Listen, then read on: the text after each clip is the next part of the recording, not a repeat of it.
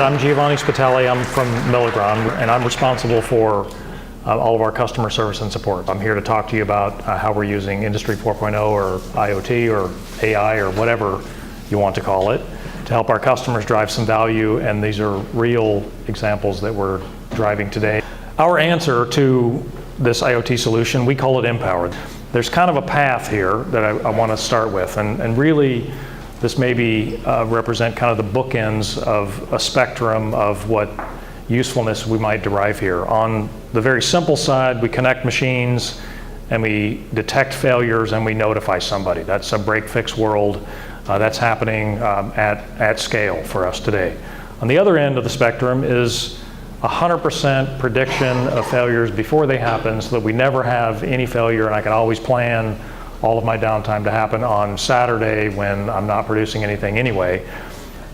In the middle, there's this really big piece called productivity and preventive maintenance that I think start to really move the needle towards asset utilization. That's probably the term that I would anchor on the most if you're in any kind of a capital equipment position. Is asset utilization means everything. I have a saying that I push really hard with all of our team members: if our customers aren't making money with our machines, we're irrelevant.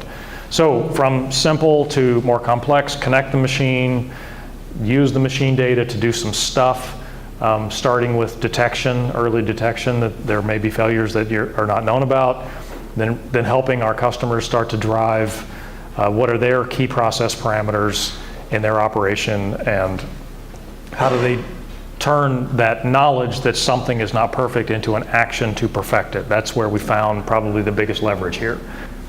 So we started this project with our ei3 data science partners, and this was kind of a targeted application, not a broad spectrum data science, more of a targeted application. So our engineering team and ei3 looked at the years of data that we've been collecting, and we said, where do we think we might find real opportunities to rapidly create some ability to predict failures and turn that from an unplanned downtime to a planned downtime. We tested some hypotheses in a lab. In some cases, we found we may have to deploy some additional sensor packs in order to really get this value. In most cases, we will not.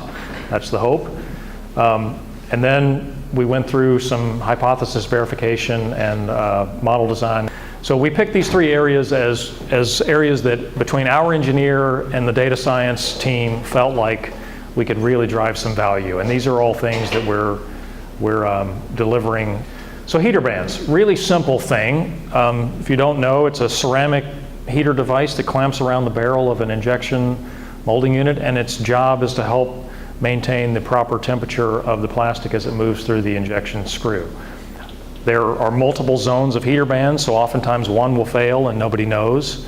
Maybe two fails, and then you start having some process variability issues that aren't diagnosed, and then the third one fails, and all of a sudden you're making more bad parts than good ones. What if we could detect that one failed, goal number one. Number two, I might even be able to predict before it fails so that I can preemptively order and place the spare part with the customer so that at their next convenient mold change or downtime or whatever that time period is, we can replace the heater band and avoid this potential loss of productivity that our customers are facing. So what you see here is a snapshot of some real data that we've been collecting for a long time now, and then the dashboard that we're using to portray this information to the customer in terms of OEE and action items that they should follow through on. And you can see clearly that we do have a very reliable signature for when it fails, and we have a pretty reliable signature for predicting that it will fail sometime in the very near future.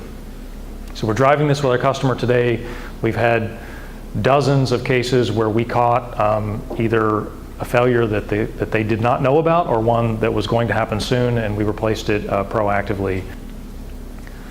Second one, this is a little bit harder problem to troubleshoot. This is a big deal. Hydraulic pump fails in any hydraulic circuit. If it's most of the failure modes with a hydraulic pump result in a huge amount of metal shrapnel being sent throughout the hydraulic system, then you've got a really big, messy, expensive, prolonged cleanup period that you have to do. So we've been working on a combination of things to try to look at what are the signature patterns that a hydraulic pump may go through that will allow us to confidently predict that it needs to be replaced. And this isn't a cheap item like a heater band. This is still an expensive item, but expensive becomes not so expensive relative to the cost of the failure that I just described.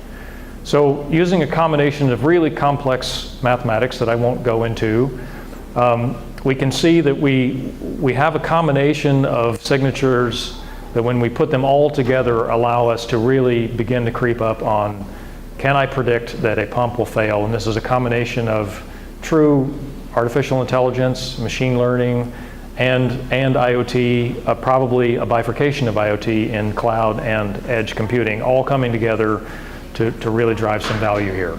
This is the one, I'm really excited about this one because this is a huge problem for our customers, and if this failure is allowed to happen, it can be hours or in some cases days of downtime to recover. Last one I want to really throw up here as an example is the feed screw in an injection molding machine is the thing that turns and compresses the plastic and mixes if there's different polymers in the plastic as it goes to the barrel. We talked about the heater bands around that a little bit earlier.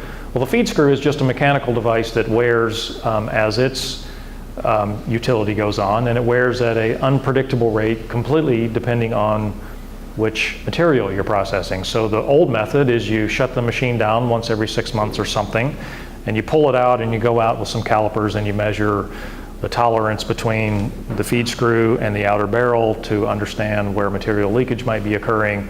But we said, what if we could do one better? What if we could reliably tell a customer when that intersection between the cost to replace a feed screw and the risk of it breaking crosses over where it's more cost-effective, more economical to proactively replace the feed screw instead of waiting for somebody to notice that the process is not working anymore. So all of those things put together, we wrap into our empowered predictive module here.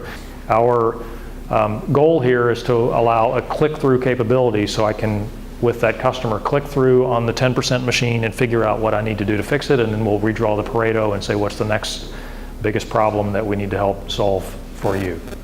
We're approaching this from a very practical perspective because our customers are demanding that we do so. At the end of the day, it's about using the capital that they spent to drive product that they need to sell. Our job is to make sure that our customers are making money, and we're doing that through this relentless focus on asset availability or asset utilization.